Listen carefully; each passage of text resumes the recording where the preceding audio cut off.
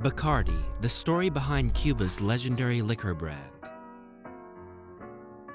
It's unlikely that anyone hasn't heard of the legendary Bacardi brand. It sells a variety of other products such as Grey Goose vodka, Cazadores tequila, Bombay Sapphire, and Martini vermouth, and the drinker is reminded of the flavor when they taste the solid potion. In today's video, we'll look closer at Bacardi's rich and long history and heritage. So without further ado, let's get started.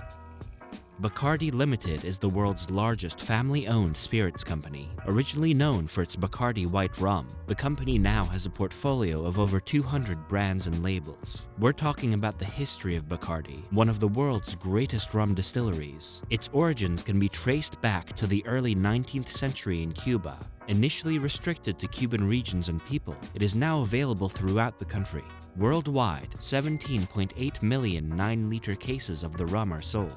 Bacardi is India's third largest international company, producing Bombay Sapphire gin and Grey Goose vodka, following Diageo and Pernod Ricard. Revenue increased by 22%. That was exactly when Facundo Bacardi arrived in Cuba in 1830, still a Spanish colony. At the time, he was only 16 years old, trying to make a living. He arrived in Santiago de Cuba, the second largest city on the island, and found work at a local distillery. John Nunes owned the distillery, which was one of the city's first rum distilleries. To protect its expensive wine industry, the Spanish crown initially prohibited the production of rum in its colonies. The ban had only been lifted in 1796, and John Nunes was one of the first rum producers to re-enter the market. However, the rum made back then did not have the same flavor as the rum we drink today. It had been made in the same way since the 16th century, and the Cubans called it aguardiente, which translates to flaming water in Spanish. The spirit was created by combining water and molasses and refining sugarcane. The resulting mixture would be fermented before being boiled off into an alembic and condensed, yielding a dark liquid containing 85% alcohol. Because aguardiente was so bitter,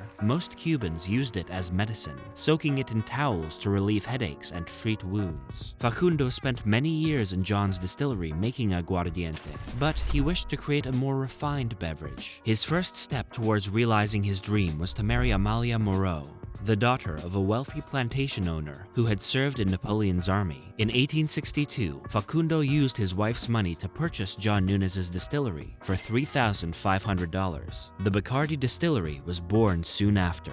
The property Facundo purchased came with a colony of bats, which are good luck symbols in Cuba, and would later on come to symbolize the Bacardi brand. He experimented with different yeast strains, molasses concentrations, and water concentrations to perfect his method of production and make the rum more appealing. Molasses fermentation yields different alcohols, each with its own chemical composition, taste, and boiling point. Facundo had yet to learn about the chemistry behind his actions, but after months of trial and error, he finally figured out which liquor he wanted to keep. The result was rum of exceptional quality. The liquid was light, almost transparent, and free of aguardiente's foul odors. People used to come to his distillery to fill their jugs and barrels. But once Facundo realized how popular his drink was, he began selling it in bottles instead. The Bacardi rum spread like wildfire all over, and by 1868, it was available throughout Cuba. It gave birth to one of the country's most legendary liquors. Facundo was a modest man with no plans for international expansion, but when he died in 1886, his son Emilio took over and had much higher ambitions. During his early years, he built Bacardi into one of Cuba's largest corporations, with plantations and distilleries all over the island. Emilio opened a bottling facility in Barcelona, near his father's birthplace, in 1910,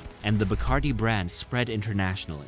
The obvious international target for Bacardi was the United States, but the states ratified the Prohibition Amendment in 1919. Prohibition was not entirely detrimental to Bacardi. Although the company could not export its drinks to the United States, American drinkers flew to Cuba to purchase them. Following the repeal of the 18th Amendment, Bacardi sold over 82,000 cases of liquor in the United States. They avoided America's high import duties by establishing a facility in Puerto Rico. The daiquiri and the Cuba Libre are the reasons for Bacardi's biggest success in the United States. These two cocktails were among the first to demonstrate Bacardi's versatility as a mixer, and they remain extremely popular to this day. The Batista regime fell to the socialist revolution of Fidel Castro and Che Guevara in 1959. Despite losing assets during the Cuban Revolution, Bacardi was able to reach new heights. Bacardi sold 1 million cases of liquor in 1964 and nearly 2 million in 1968. By 1980, it had surpassed Smirnoff as the leading liquor brand in the United States, with annual sales approaching 8 million cases. It was also a huge success with Bacardi Breezer in 1993. Bacardi is the fastest growing market for tequila after acquiring Patron Spirits International AG in a $5.1 billion